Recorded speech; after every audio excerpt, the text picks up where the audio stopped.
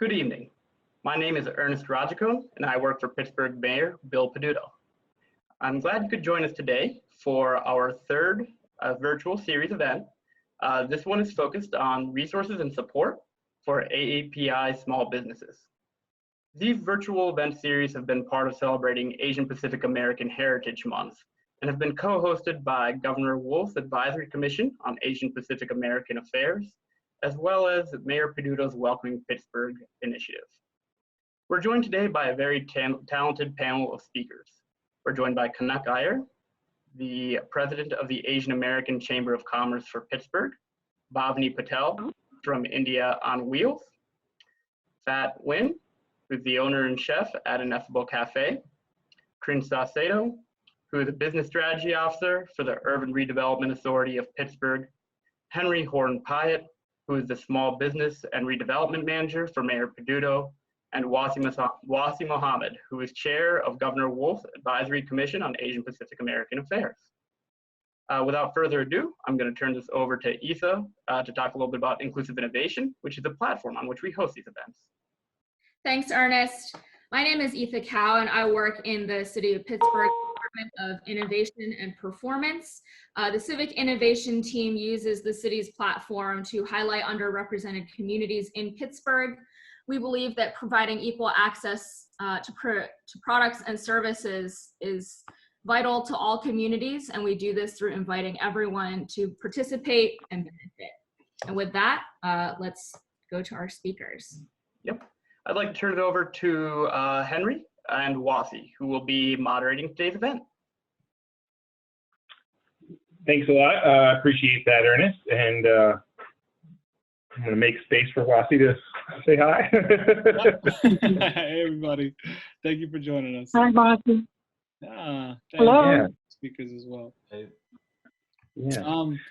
Yeah, so I mean, I think that we're going to start off today with ideally having each of our wonderful speakers kind of tell us a little bit about their business, in particular, like what is your business? What do you do? Is it a physical space? Is it not? And how has the recent pandemic affected your business, you know, like as a small business owner? And do you feel like, is there anything in particular being an AAPI business owner that makes your business more susceptible or, you know, in any way differently impacted, you know, because of that status? And so I feel like it's a good way to start. And if we could go in order, you know, if everybody who was introduced first, that'd be great. Let's just go that way. Yeah. Okay. You want me to say hello? Hello, Wasi, this is Kanak here. Hi, Kanak. Hi, Henry. Nice to meet you. I'd like to meet you in person whenever in normalcy, whatever that is, resumes, right? So, well, I'm also okay, let me introduce myself as I'm the president of the Asian American Chamber of Commerce. That's one hat I wear. And the other one is as a small business owner. I run Connect Financial, which is a registered investment advisory. So, so I can talk on both sides of the equation, meaning, you know. So as an advisor, let me say that since mine is a fee-based advisory based on assets under management, of course, the stock market has been crazy. So, you know, you think only humans are crazy? No, the stock market has been awfully crazy. And so that has affected my business. And, but not to the extent that some of the other businesses have been, you know, like the restaurant businesses that are really suffering. And the Asian American community is largely invested in the restaurant business. And that bothers me as the president of the Asian American Chamber of Commerce. Like you, Wasi, I served on the Governor's Commission. It's a bipartisan commission, as you know. It was a pleasure to see everybody across the state, and ran into the president of the Asian American Chamber of Commerce in Philadelphia, who encouraged me to start the chamber. He said, you don't have a chamber, Asian American Chamber in Pittsburgh? I said, no. So he helped me, you know, so we modeled on their, book of, you know, the way they run their chamber. And then I also have connected with the African American Chamber in town. As you know, they do a great job. And since the Asian American Chamber is a fairly small chapter, and so we are facing the teething trouble, growing pains, all that. And it, you know, a lot of people who we all are volunteers based on just the membership, you know. So I would encourage you young folks to be part of the chamber and help all the other businesses succeed. You know, as you know, small businesses is the engines that drive our economy. So we need to be up there, and especially times like this, whoever needs help, we can help. So actually, there's a restaurant 2 doors down who cannot see people, and my back office, I have open space. I offered it to them. I said, if you want to use that space to seat your customers, you can host 25 people, even with the social distancing. So that's my innovative way of helping a local neighboring business. I'm being a good neighbor, you know. This being Pittsburgh and Fred Rogers town, you know. So that is my contribution to innovation in terms of helping our local businesses thrive as well. Anything else you want me to say? No, thank you. I mean, we'll have more questions, but there's a time we have a little bit later for that piece. So thank you so much. Yeah, I mean, we can move on. Who's next? Is that Bhavani? Ernest? Now I forget the list. Yep, that sounds good. Hi, Bhavani. How you doing? Hey, everyone. Thanks again for hosting this conversation. It's a very important one. I'm representing my mom today, who is the founder of India on Wheels, and she has 2 food trucks. One is located at Carnegie Mellon University, and the other is at the University of Pittsburgh campus. Both of them have been closed for a little over, I think, a month and a half now. And so she's been facing a lot of struggle just in terms of figuring out how to apply for the PPP loan support. Just, you know, a lot of unanswered questions in terms of when Pitt and CMU will reopen. How are they navigating those scenarios? For her, I mean, a lot of the business that she gets is from the students, the faculty, and the researchers there. And so if those universities aren't open again, you know, she's going to be forced to think about how to expand her business outside of the campus area. And so we've been having conversations, she and I together, about how she can be a little bit more innovative, thinking about technology and, you know, apps and mobile technology to expand her business, which we can get into a little bit later in the conversation. She's also been facing a lot of challenges just around thinking about, you know, the cost of groceries. And I mean, there are a lot of unanswered questions around supply chain as well, because, you know, everything is kind of broken. We don't really know how, you know, the cost of groceries at Restaurant Depot, like, will the business be sustainable moving forward? And can we maintain the prices that we've had? And one of the benefits of being a food truck is that she doesn't have overhead costs because it's not a brick and mortar building. And so, you know, we like to be able to support the students on campus and make sure that food is affordable. So those are things that we're going to have to consider and think about moving forward. Sure. All right. Thank you so much, Bhavani. I appreciate that. Okay. All right. Next up is Fat Win. Are you ready to go? Yes. Hey, how are you? How's it going? Yeah. Thank you for being here. Thanks for having me. I really appreciate this. I think this is a very important topic. And thanks for having me. My name is Fat Win. I own Ineffable Cafe there in Lawrenceville. So our shop is a coffee shop. It's a third wave coffee shop that we serve Vietnamese sandwiches, very small menu. It's a big space. The coffee shop is not your typical coffee shop where you come, pick up, and kind of go. It's more like you come, sit down, you hang out with your friends. It's like a community kind of coffee shop where everyone comes together and just kind of sit and do work. So with that in mind, this whole pandemic has kind of put us at like a really awkward situation. We can't really have people there. That's what our space was created for. So it really kind of hurt our business. And it's tough right now because, you know, we before it was going on the red status, on the yellow status, we were kind of cut back on like a lot of like the hours, just because no one was really sitting after certain hours, and food was getting a little complicated to buy because everywhere was running out of food. The team was like, some of my team players, they were sick, and, you know, not like they have like other like immune system that's not good for them. So we had to cut back on a lot of like being there a lot for my team, my guys' sake. I don't want no one to get sick because, you know, when you have weak immune system, your body is, it's dangerous at this time. So we decided to close down for a while, for a month, and then we just started opening back up again last weekend, not this week.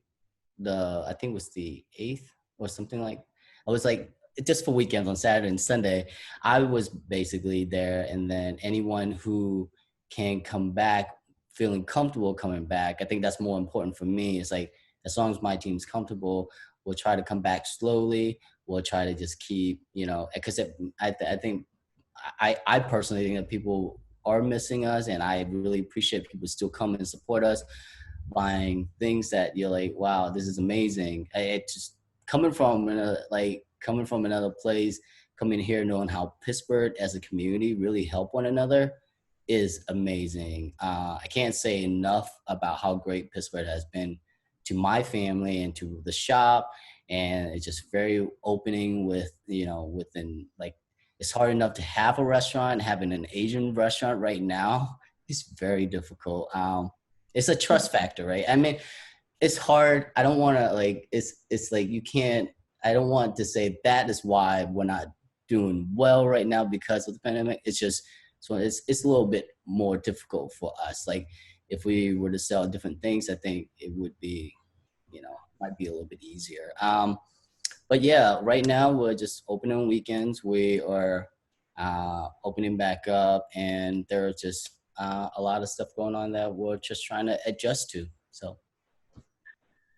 Yeah, thank you, Fat. And I can vouch for Ineffable and India on Wheels. I've definitely sampled those products, which are amazing. I'm sorry, Kanak, I haven't had your financial services yet. Maybe one day when I have some more money, but no, you don't need too much money. You can start at $5 and I'll help you get up there. All right. Hope Happy to everybody have heard that. you. Perfect. Thank you. All right. So I think, Corinne, do you have, you want to introduce yourself? Tell us a little about what you've been seeing as well in your work and especially, post coronavirus, and any interactions with the AAPI community that you've had as well would be great.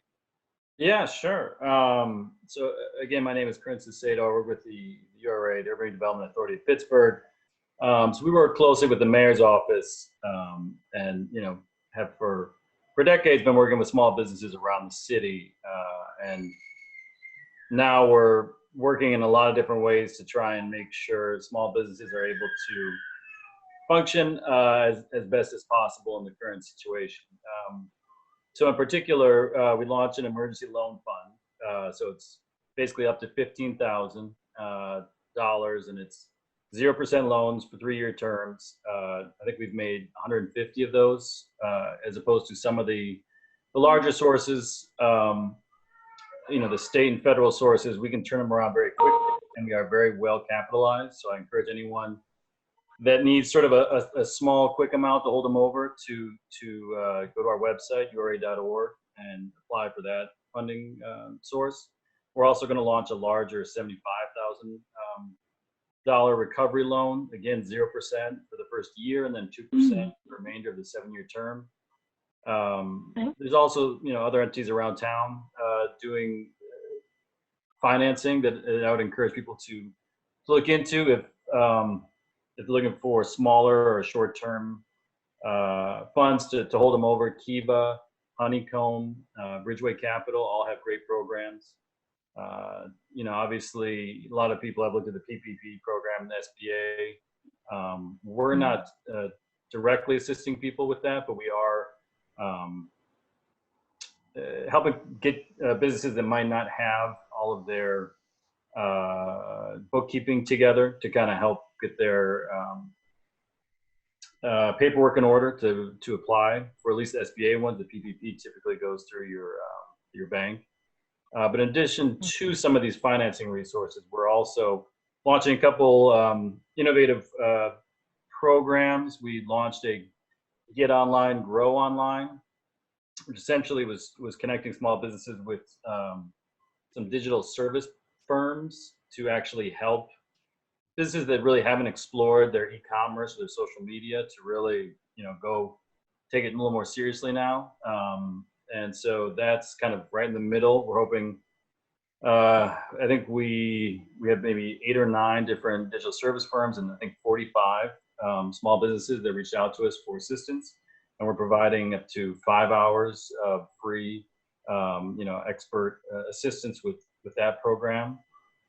We just are launching this week a loyalty bond gift program, which is essentially a matching program. So if a small business is able to get their customers to purchase gift cards, we'll match basically 30% of that. So, if you're making, $100 gift card, you'll actually get 130 back. So that's one way that we think some of the businesses that are really affected, the stores that are selling goods that people can't come in, but also restaurants are able to at least get some cash flow in the meantime. We're about to launch a micro grant program to try and allow businesses to move more of their operations outside. So literally small grants to help businesses who want to put their tables, benches, tents, things like that, or even to-go windows, and really allow businesses to pivot. So I've been kind of talking a lot, but those are sort of a selection of programs that we're rolling out. We're really curious, hearing some of the experiences from the folks today and otherwise, how we can continue to try and keep small businesses, treading water while we're waiting this out.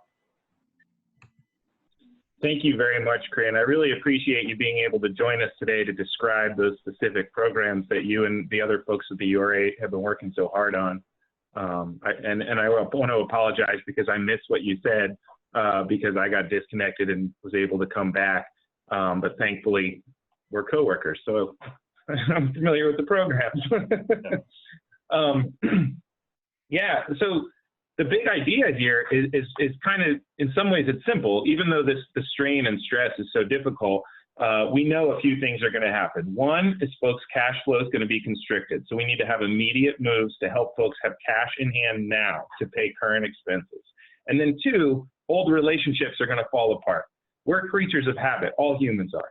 So now that we've been home for all these months and we've become accustomed to cooking at home more often, perhaps we've been purchasing our groceries from fewer different stores in order to minimize our contacts with other humans. Those are habits at this point. We've been doing this a while. This is a couple months.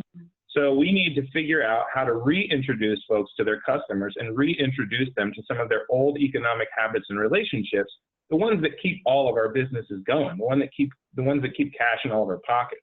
That's why I'm the most excited about that loyalty bond program that Corinne mentioned. The idea there, well, it gives value to the consumer in the form of they receive slightly more value than they put out in terms of the retail goods they receive later. The best part to me is that it pays out in 4 installments over 2 years. So if I put in $100, I'll receive about $125, $130 back, but 1/4 of that every 6 months, beginning from the date of purchase.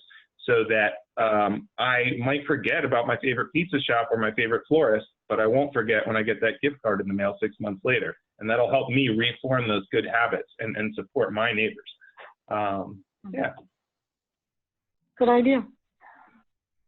Yeah. Thanks. Yeah, we kind of stole it and modified it from other people and then subsidized it to be a little easier to participate for Pittsburghers. Yeah. Yeah, no, I think we're at a great point right now. It's transitions us well into the next piece. So thank you everybody for the introductions. We know a little bit about what you do. And we really wanted people watching here to kind of think about creative solutions. Like obviously we all know that there's challenges right now, which have been well laid out by everybody here today. And they differ depending on what business you have and what industry you're in. So in your own businesses, and in what have you done to be creative? What solutions have you tried to implement? What are ways that you've tried to get over some of these hurdles and challenges that have appeared? Also, everybody here, whether you're a service provider and you're working with entrepreneurs, or you're an entrepreneur who's networked with other ones, you may have heard of other creative solutions or things that you would recommend.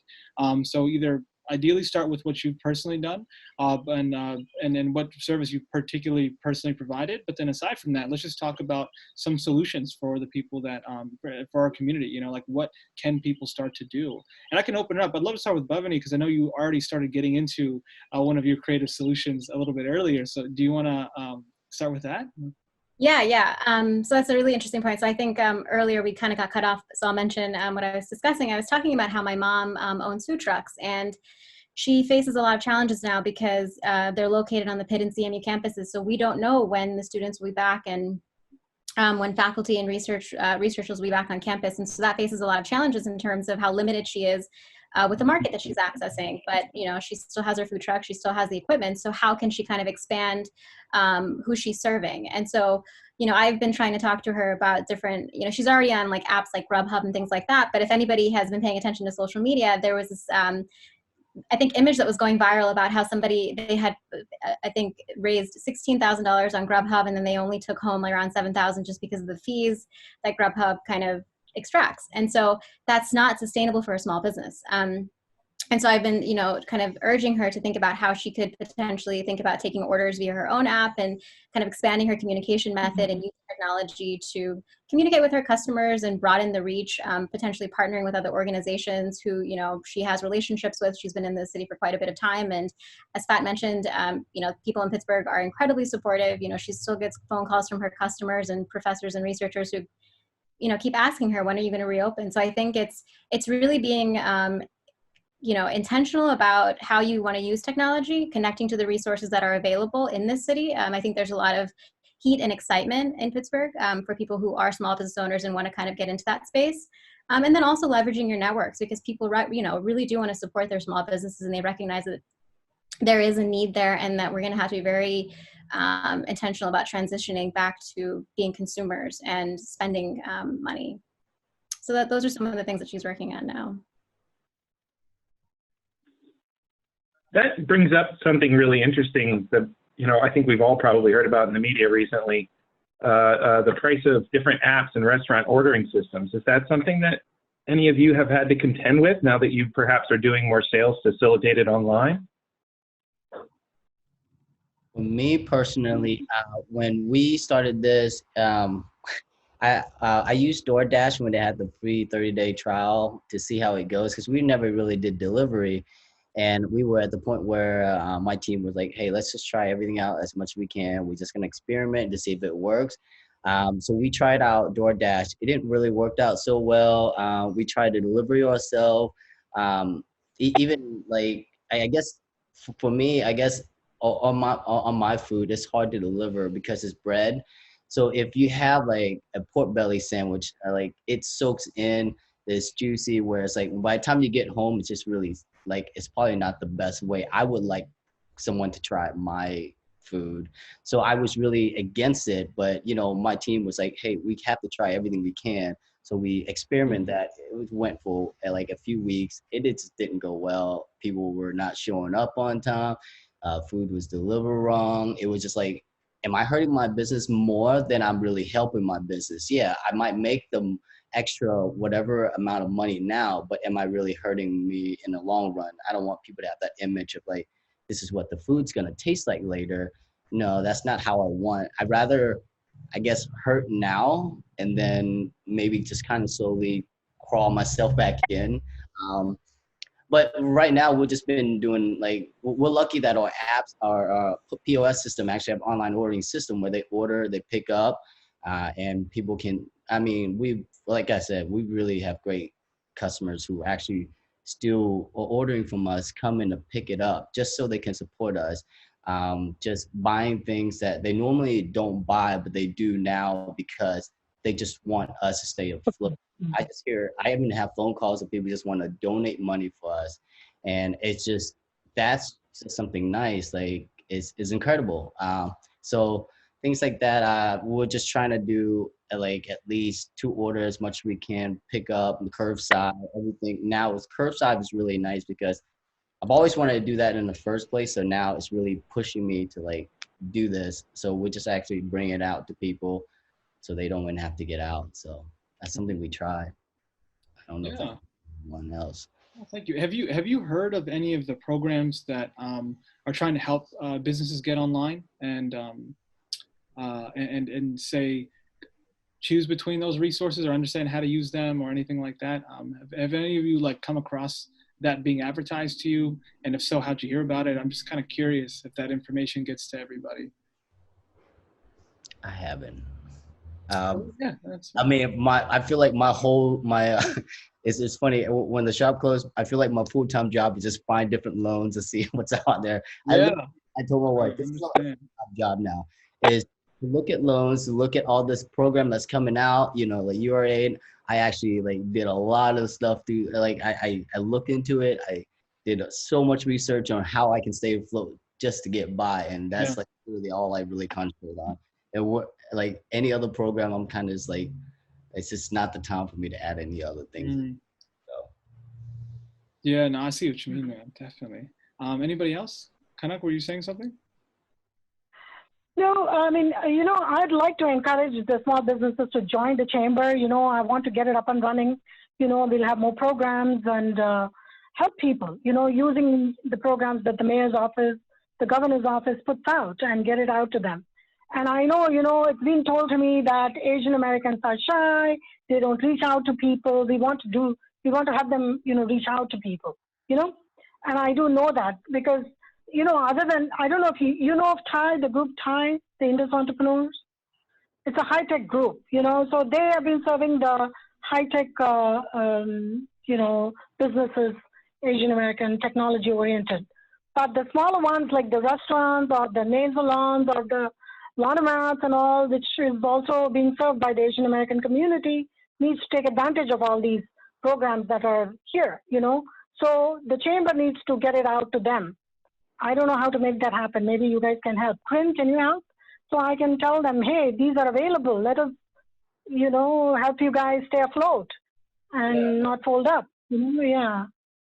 No, we'd be happy. We can do that. I think to just mix in with our distribution channels. Yeah, we can definitely look into kind of reiterating, getting a lot of information out. The Get Online program was sort of a, you know, a quick almost test run to see what kind of response we would get. And you know, we were thinking, oh, maybe there'll be like 20 businesses who need some help getting online. And we got like 90. And it was only open for a week. But we're already working with Neighborhood Allies is our partner on this to refund that and get it back out again. So we'll definitely be trying to really ramp that up and facilitate. Yeah, more. but that's a really good point. Oh, I'm sorry. No, go ahead. That's a really good point. We really ought to make sure that the AAPI Chamber of Commerce is always availed of all those opportunities. Yeah. And Sure. Point taken. Thank you. Yeah. Sure, happy to you know, connect everybody. I was gonna say, like, my family has nail salons, and the language barrier, I feel like it's really here. I feel like for them to be shy, it's not that they're shy, it's that they're scared. Just me personally, applying for loans, I'm not saying that I'm like well educated, but I know a little bit enough that I can push myself. But like I'm helping my family. I'm always saying, hey, you need something, we need to, I'm always pushing them to like check out their area, what programs are there out there to help. But for them, they don't know where to go. And I feel like even happy to help. I'm sorry. Call me. I will be happy to, you know, I've been trying to help people who cannot speak English, you know, connect with people who can help them, you know, translate their words. And, you know, so we need to do that, more of that. And reach out to me. I will see what we can do to help you in that arena. I definitely will, because I know a lot of like Vietnamese people who own nail salons could be really scared of like reaching out because it's intimidating. It is intimidating. I can understand it. Yes. Like, I feel like that's how my family is feeling right now. And every time I put a thought in my head, like, what is my brother and sister doing right now? Because they don't speak English well like I do. It's like, you feel like you're abandoning them because you're really not helping them. You can't really help them. You can only help them so much because there's only so much you can do. You can't like actually, I've helped them apply and things like that. But it's kind of like, well, I'm not there physically. They're in Atlanta, Georgia. So it's like, you're so far, you can't really do much. So it's hard for them, I think, for like most Asian people who don't know how to be comfortable with these kind of things. So if like, I feel like if all the loans can be a little less like the URA was complicated. Yes. Mine was like, there was a lot of questions. I feel like if that was like my family, I understand the questions, and I mean the questions was meant to to help certain things, to understand more about the businesses, so you can help them in the right way, which is like the ideal. Like you want to be able to cut out those people who don't really need this, but then you have those people who really need this and that don't know how to answer these. Like, so maybe there's Sure. somehow, I'm not really sure, but maybe some detailed stuff is not like, maybe it's easier if we can do like a phone call where maybe you can talk to them or have a translator or something like that instead of like a form. Mhm. The form is pretty scary to a Yeah. lot of people who aren't like, Don't worry, not just to you, even to us finance people, it's not that easy to comprehend. There's too many things involved. I agree. Wasi, maybe we can help. Maybe Wasi, Yeah. with the commission, we can all connect and see how we can help those folks comprehend those Yeah. things. Happy to do it. I think there's two things I'd like to kind of discuss, because on that one, I mean, I would love to understand how, particularly for Fat and Bhavani, how would you like most likely hear, your siblings, your family members, your mother, your brothers and sisters, and yourselves, like how would you most likely hear about these resources? Like what forum, or what way do you think would reach you? What's like most likely that would reach you, and most likely to reach people that with language barriers? That would be helpful. And another thing I wanted to kind of introduce the concept. I know, case management for entrepreneurs, kind of this navigation process. Like, so having a resource navigator working with the AAPI community, would that be helpful? Or do you think it's more about getting translation services at all the different areas? Or do you think one person who would be focused on the AAPI community would be better? Not one person or a couple people, like just introducing those concepts. You can answer those in order if you can, because they build off each other. So. Yeah, so I think my mom, she faces a lot of issues, just because, I mean, she speaks English well, she is, well acquainted with the language and everything, but when she jumps on a phone call, like I think the other person faces a lot of challenges with understanding her accent. So that's kind of where my brother and I come in, and we try to handle a lot of logistics and having phone calls and parsing these really dense documents, and that can be really intimidating for me and him. So when I think about, the best way to get the information to people like my brother and I, who are handling this on behalf of our immigrant parents, in my head, I instantaneously think of the nonprofits and the social enterprises that are at the forefront of doing this work pre-pandemic. And I think that this is an opportunity to elevate those organizations. So for example, I think of Global Wordsmiths, like they've, been doing a ton of work in the city and beyond.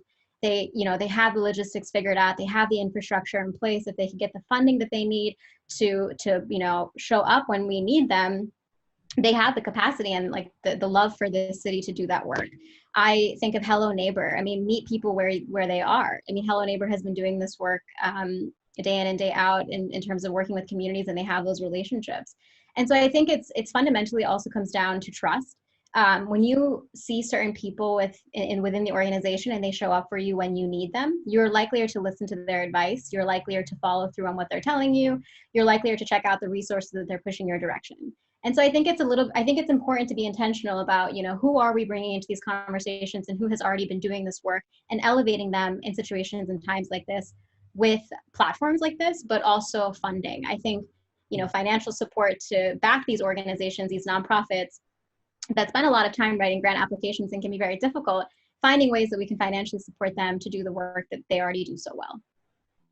Yeah, thank you. No, that's really great. Fat, do you have any? Yeah. I'm sorry. Go ahead. I kind of had a follow-up question, I guess. Please, yeah. One thing I always I've worked in business district management for most of my career until being a part of the Office of Equity. And traditionally, that type of organizing work is done with a geographic boundary, and then anyone in that boundary might have a human who is their organizer and speaks with them. But perhaps that model isn't working well for folks in your community. Perhaps we need to organize by affinity groups instead of by geography. I'm not sure, and I'd love to hear reflections on that, because I'm just here trying to figure out how to do better.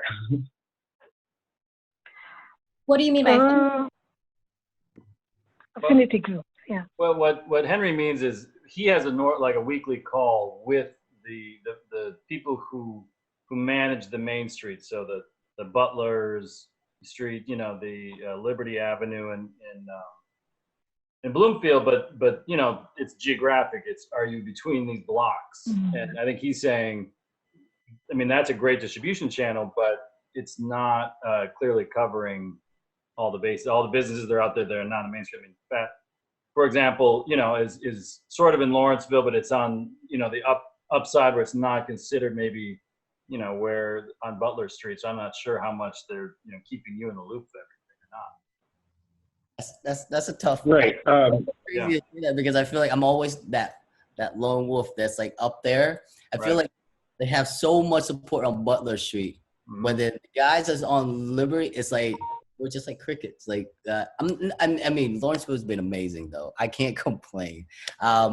I just wish, like, so I didn't know a lot about this until one of the person, Spooks in the Dorn, who's with us now, she is really into marketing and like stuff like that. So she was contacting Lawrenceville for me on her behalf and stuff like that. So it was kind of drawing more attention, but I feel like we always get missed, like somehow, you know. And you know, it's still grateful that like there was a lot of like, first when we first opened, they came and they kind of like tell us who they are, and it was great because it was really helpful. And then now that this happened, it kind of triggered me like, oh, where did I get those information I got from Lawrenceville? And that's how I got all those loans and like learning more about like what was given to us and how in Lawrenceville there's a community to help us with we just need to reach out to them, you know. So yeah, I always feel like a lone wolf up there in on Liberty, because we're not really down there. We're not the cool kids. We're always the kids that sit in the corner until somebody sees us and then, you know, kind of take us out. Yeah, no, that's interesting. Yeah, And lastly, by the way, you know, how about us neighbors? You know, we don't live in the city of Pittsburgh, but we are still, you know, very much part of the Pittsburgh community, you know. What do you do for us who are outside the jurisdiction of the city? Yeah. Well, we've actually recently begun to partner with Neighborhood Allies on some of our COVID-19 response programs, and so that we can offer them outside of the city, because the URA is not allowed to work outside of the city of Pittsburgh because of its charter with the state government. But some of our other nonprofit partners have no such border. And so, for example, this Get Online Grow Online program, this first class, included boroughs that are adjacent to the city of Pittsburgh, like Wilkinsburg, McKees Rock, Sharpsburg, Etna, Millvale, and Mount Oliver. So we're slowly adapting as an industry to transcend municipal borders and just change the delivery mechanisms where we have to in order to achieve that legally. But yeah, it is super frustrating, because we are absolutely economically interdependent as a place. You know, I mean, I live in Troy Hill. I frequent businesses in Millvale all the time. They come over here, they come to our businesses, and it's just silly to draw, you know, we're all in the same boat. Exactly. Yeah. Okay. In terms of innovations, I was just gonna throw out there, I've seen more businesses start to do almost take-home meals for 2 or 3 or 4 people, and it seems like, from, you know, I mean, I've tried it and it works pretty well. That could be a trend where, you know, particularly for restaurants, that if you're saying, you know, here's a, you know, family style, you know, for 2 or 3 people, that's just one thing I've noticed. Yeah, that brings up a broader question too. Like, what other innovative little changes to the way you offer your products or services might have you guys wanted to try or been forced to try in response to the way consumer habits are changing? I think one of the try was delivery.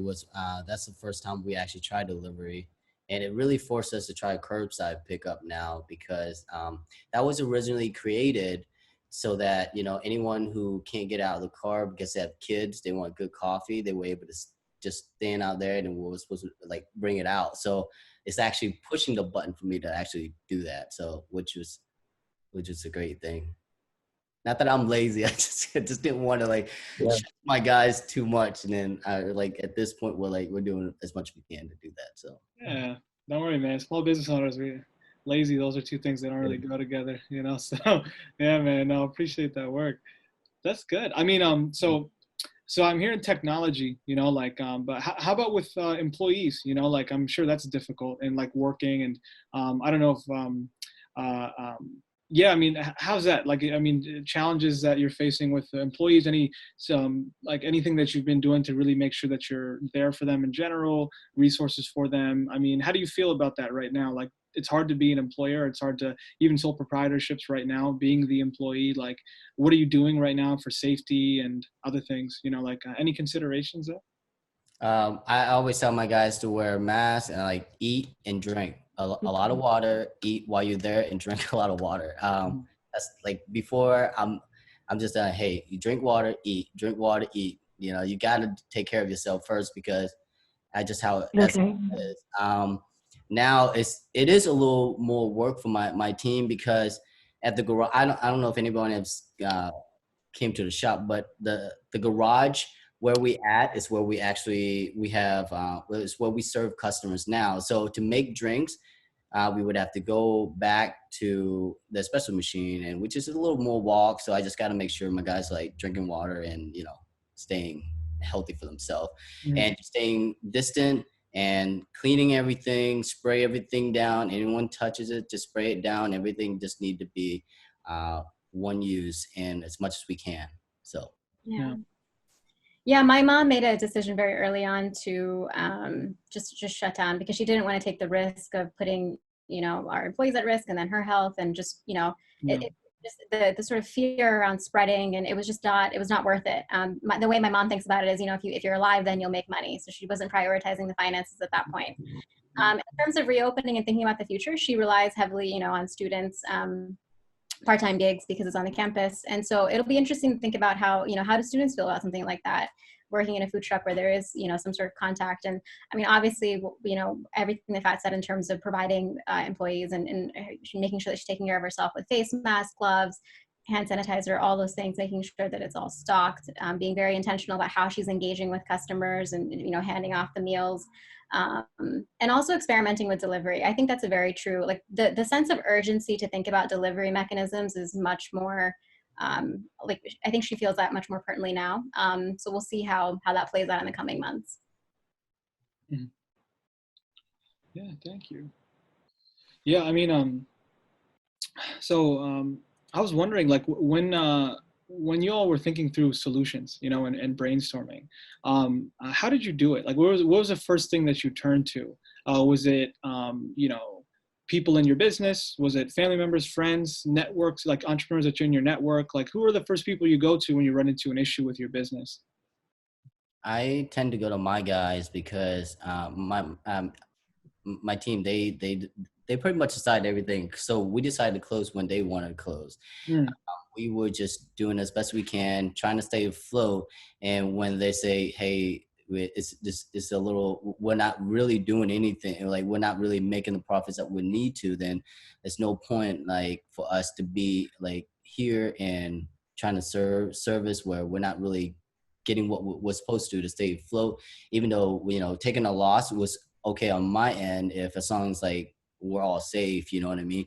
But when it was like, I think when it was supposed to peak, that's when we just stopped service until just recently, until we were able to go. So yeah, it's just not worth it if someone else gets sick. That's how I look at it. No, it makes sense. I understand.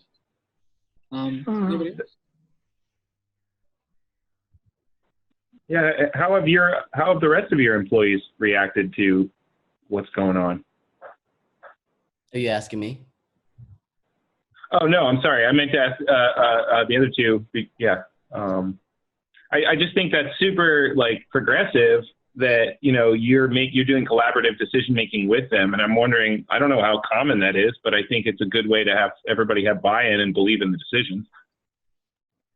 Yeah, my brother took the same approach. So it's, he has like again, like my mom's team, my brother's team, the food trucks, the employees that we have, they're just phenomenal. Like it's such an amazing community, people who are incredibly supportive. And so even throughout the pandemic and when we were shut down, texting and checking in to make sure that we're doing well, like vice versa, and asking questions about what are you thinking about opening up.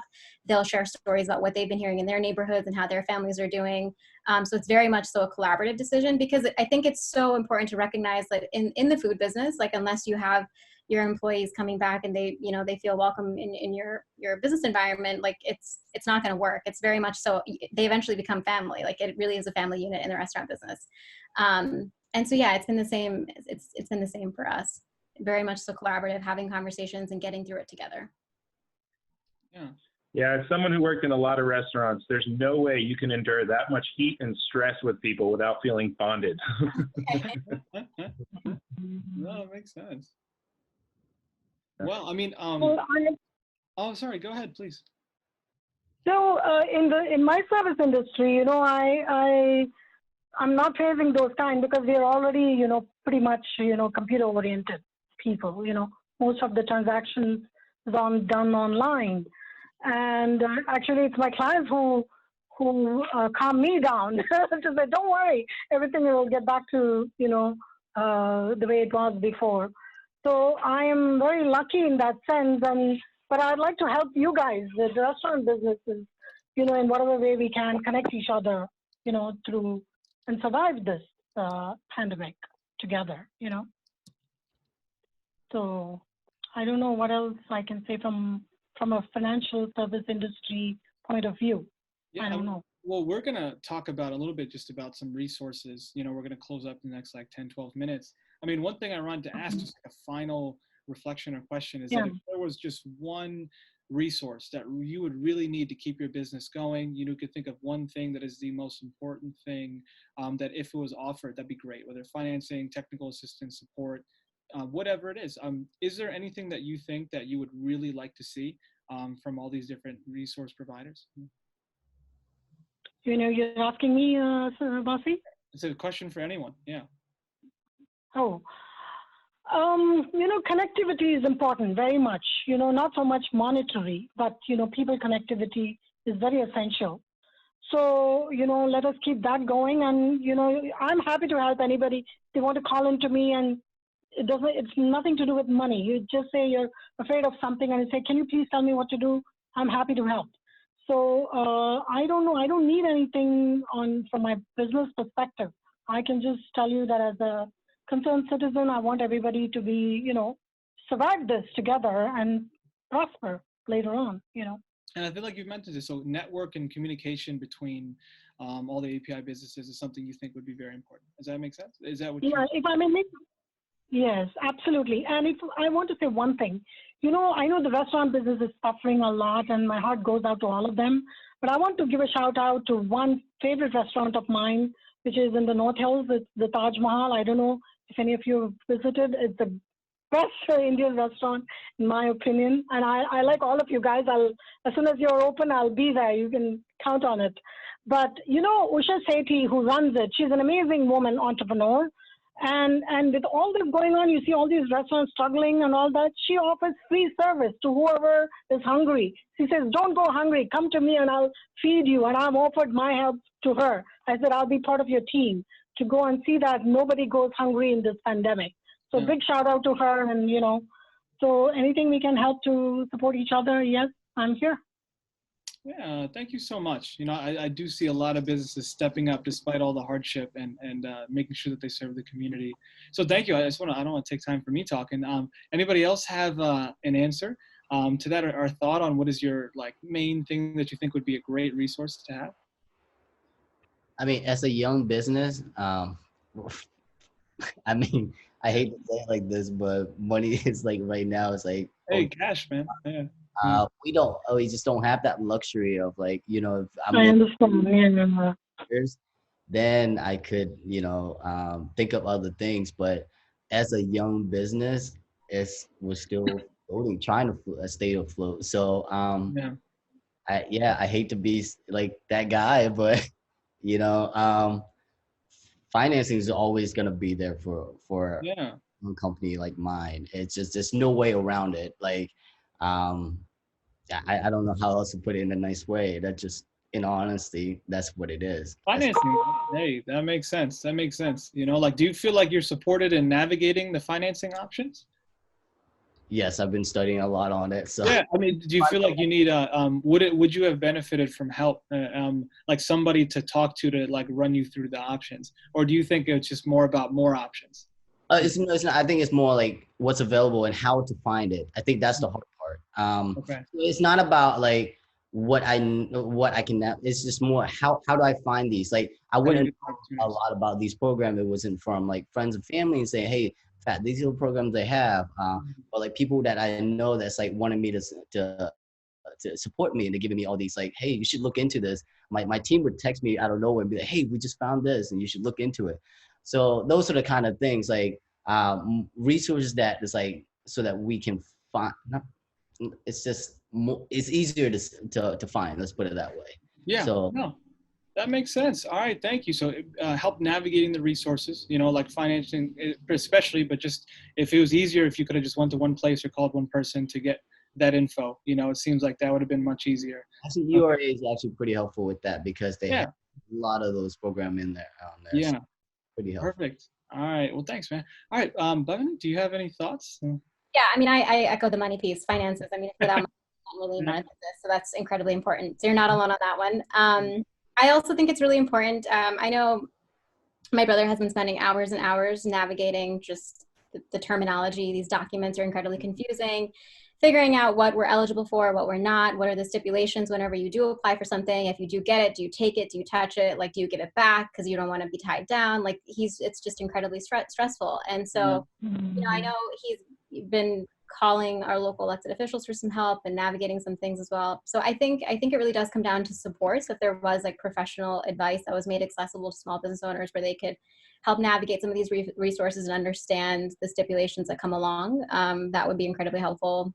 And then also just a resource guide, like where is the money? Like where are the loans? Where can you kind of look? What are we missing that's out there? Mm-hmm. Yeah, that makes a lot of sense. All right, perfect. Well, last 5 minutes, you know, like I think Ryan, real quick thing, you know, like to talk about resources, Henry, I think you should chime in as well because we just want to give them something to look at. 2 things quickly from me, pinned in the comments in Facebook. And just a link to remember is bit.ly /PGH in caps resource. And that gives us, there's a pilot of resource navigators that'll help you to find these resources, particularly focus on underserved and underconnected entrepreneurs, minority entrepreneurs. So that's a pilot. There's 2 people, Samantha Black and Bernard Alexander, that can help right now. Also, I really personally like the Allegheny Conference website. If you click on the banner at the top and you go to their business link, they have a lot of great links. I know the city in URA has great stuff as well. So if you two wanted to chime in, Corinne and Henry, before we close out. Yeah, I mean, no problem. Go ahead, Corinne. Sure. I mean, literally tonight, I'm going to be tweaking some of the stuff on our website to launch more of what you're referring to, like a clearinghouse of information. I know, you know, we tried to do like a guide when this first started, and it's challenging. I mean, it's challenging for everyone. It's been such a moving target, so much uncertainty that I don't think anyone's alone in being like, you know, what's going on? Where's the information? So we're trying to update our site to really be as comprehensive as possible, to be that sort of clearinghouse, even if you're just trying to figure out, is this money still available or is it closed? You know, that was confusing to a lot of people. So yeah, URA.org, but I also think that what's the Ready Pittsburgh is a nice site that was just launched to help businesses figure out, you know, how do you reopen, basically. Yep. Henry? Yeah, I mean, I don't have a whole lot to add. I've just been really thrilled that since this has happened a couple months ago, Corinne and I have been a part of sort of a ad hoc working group across organizations at Neighborhood Allies, Urban Redevelopment Authority, and the city. And it's just been great to just get to work and focus on solving problems collectively using the mutual and different strengths of each organization to fit whatever the puzzle piece may be. For example, being able to offer service to folks in our adjacent boroughs through the GO-GO program. So yeah, you know, the one thing I was wondering though, before we end, have any of you folks had to modify your physical space or the way folks interact with your physical space or the pattern of how customers do business with you? And what's been your experience with that? Like, is that a need? Do folks need help with that? We definitely have. In terms of our shop, we have like right now, if the weather is nice, we'll have 2 metal table blocking the garage. And some people who are like who's been there with us for so long, they still so used to going around on the man door that goes into the shop. They still come in, and we're always trying to block it off somehow so that people know that, you know, this is where you would stop and this is where you would order stuff. But it's still a little hard for them because we don't have a big menu. So our menu, I don't know if you've ever been to our shop. It's like on a chalkboard that has like 4 sandwiches, 4 rice bowl, and our coffee is on the other board, and it's kind of like it's like aligned to the view of like just go straight back. So it's hard for people to read. So I'm always asking people, it's easier if you order online because then we don't have to contact each other. You order online, you need like exactly what's on our menu. So that way we, you know, I mean, we don't mind explaining what the menu is, what's on there, but it's just, it will be easier for all parties because, you know, it just makes more sense that way. But yeah, we have adjusted to ordering a lot for our customer at least. Cool. I appreciate hearing about it and all the feedback that we get from you guys, but also anyone else who you may be in contact with. It's super helpful. I mean, frankly, the only reason we created the Get Online, Grow Online program is because of business feedback when we were trying to drive traffic to folks' websites. And they said, I don't have a website. So, you know, that's the stuff we need to hear because, you know, that's what tells us what to do next. Yeah, along those lines, we are going, URA is going to try and see if we can get some sort of technical assistant like consultants to help businesses figure out how, you know, to do their lines and stuff, or at least put out guidelines. Good idea. Yeah, I mean, that's great. I'm glad you asked about that. And one thing I wanted to kind of talk about real quick. I mean, just think, I know how difficult it is, you know, with the uncertainty and the hustle of being a small business owner, sole proprietor, especially with limited staff and small business being defined as less than 500 employees. You know, we operate in a different world. I mean, I grew up in a small business family, kind of working behind the counter as well. And so I understand that. I always feel like there's something, I wish that there's just more support in terms of the mental health side for entrepreneurs as well. I mean, this is kind of a very difficult time. And it seems like, you know, you spend 24/7 trying to work to protect, like, you know, your life's work in some situations or things that you've really put a lot of time and effort into, and seems to be slipping away. And then I would really love to hear your thoughts on, do you think that, like, you know, and in a community, we don't often access, at least in my experience, those resources. What do we do? I mean, like with a support group or a connection, you know, Connex thoughts about being more interconnected between our community. Would that serve in some capacity as helping people deal with what's going on? Or what are things any thoughts there? I mean, does that seem like an issue from your experiences at all? May I speak, Marcy? Yeah, please. Okay, here, you know, I've been wanting to talk about this. You know, the mental health issues affecting Asian Americans is a big deal, let me tell you. First of all, as you know, for the Asian Americans is a diverse group. And they're very family-oriented, and they live within their silos, so to speak, you know. So they don't talk about their problems to the outside world. And there's a lot of mental, you know, health issues there. And yes, I don't know how, I mean, is I think University of Pittsburgh is doing something along those lines, trying to help communities deal with, you know, emotional fallout from all these stressful situations, right? I think so. So, and as citizens at large, I mean, you know, if somebody comes to me and says, please, can you come and communicate with this person or talk, I'm happy to do it.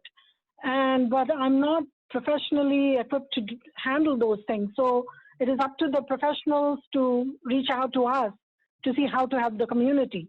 We can be a liaison to help them. How much we can do. Mm-hmm. Yeah. And To go on.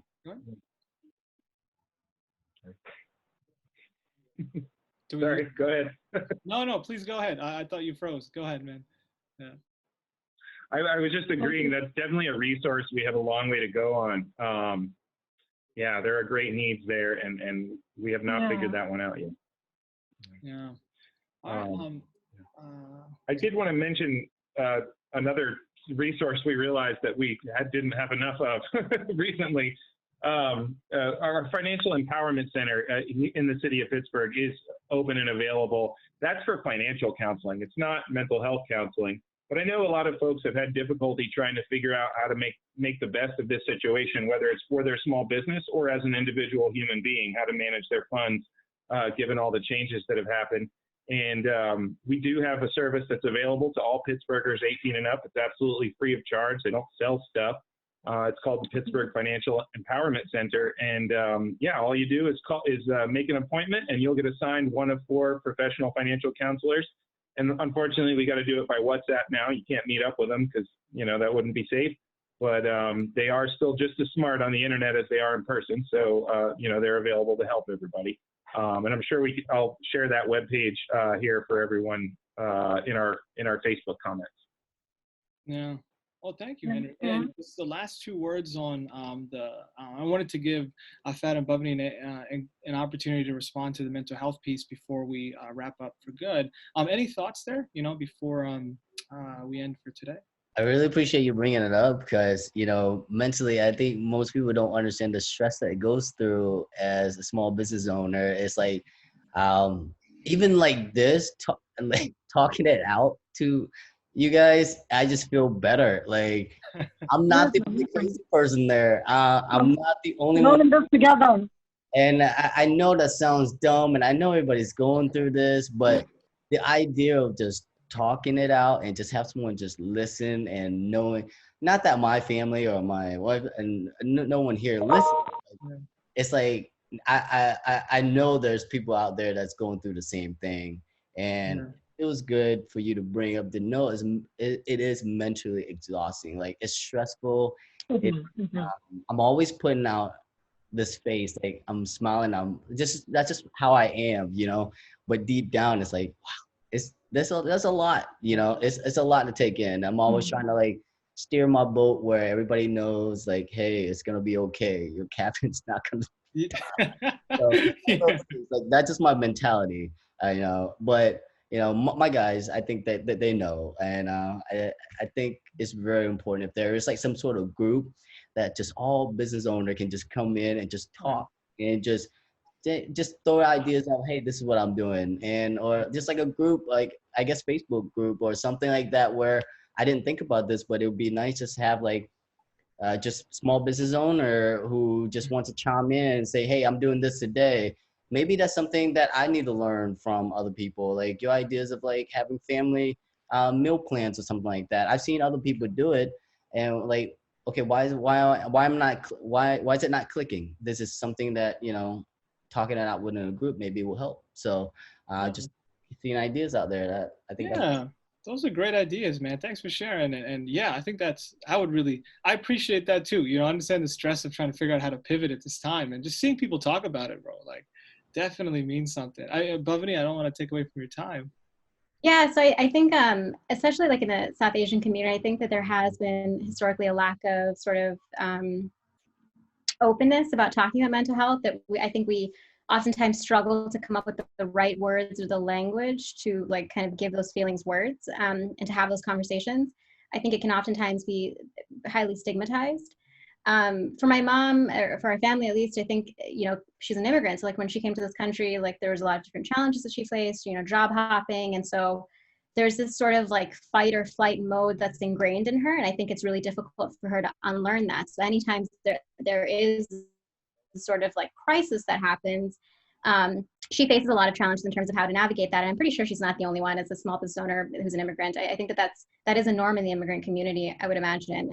So yeah, she definitely faces challenges. And so I think that's where, my role comes in and kind of talking her through it. And, because I was able to, experience some parts of the city that she has. And so I can kind of help her through navigating that and giving her some of the tools that she needs to let her know that, we're all going through this together and that there is hope. But I do agree that I think it would be nice to have a space where entrepreneurs and small business owners can come together in the community and have a conversation and share resources and just even talk it through. Like, you know, I'm going through this, you're going through this, we're all in it together.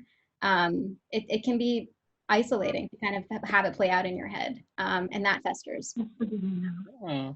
No, thank you. And I think that's really a great place to leave it, you know, like where the network's so important, the place for conversation, the sharing of resources, you know, to make sure our ecosystem and our family and our network is more connected, would help all of us, you know, like financially as well as just like mental health wise. Like, so I think that's an important next step, especially because like, you know, I can count on one hand the number of AAPI businesses that I know that actually received the PPP. And I know that businesses lost income, like 60% of revenue, like a month before everybody else, you know, like, and I'm assuming on the restarting that we're going to be facing challenges longer than a lot of other businesses as well. So then knowing that that's coming and impending and that we're going to have to be especially creative about how this uniquely impacts our community, I think one of the best things that we could do is stay connected to each other. You know, the concept of an affinity group that was mentioned earlier is people that have a shared interest, that have shared challenges, that we come together and stick together because we have to. So thank you all so much for your words today and sharing. And I think that helps a lot of people understand, you know, like how to be active and pivot. And I really appreciate what y'all have done to kind of stay active in your businesses and set a great example for the community. And thank you for being very open and honest and sharing your experiences and the real challenges that exist. And I appreciate that. And Ernest, anything you want to say before we close out? Yeah, just really quickly, you know, thank you all for being part of this panel. You know, phenomenal group, and thank you, Henry and Wasi, for leading this discussion. Just as Wasi sort of touched on, before this crisis or this pandemic really hit, we had already started to see decreases in business for a lot of our Asian American neighbors, particularly our Chinese American neighbors. It's very important to support our local small businesses. These are integral, you know, parts of our community fabric, and these communities are integral parts of our broader Pittsburgh family and our broader Pittsburgh community. So I know that my time in undergrad, I spent a lot of time at Bhavani's mom's business in India at Wheels, and I highly encourage folks to, you know, check out the businesses that we're talking about today: Ineffable Cafe, India on Wheels. And then Kanak spoke a little bit about the chamber as well and consider getting involved with that as well. So just wanted to give people that reminder. A reminder that next week we will be having our 4th session for Asian Pacific American Heritage Month. It will be focused on the youth. So please stay tuned to the Welcoming Pittsburgh Facebook page. We'll have more information about that. We'll have more about the resources from this and some of our previous sessions as well. And if you have any questions, please feel free to reach out to us at the City of Pittsburgh. Thank you all.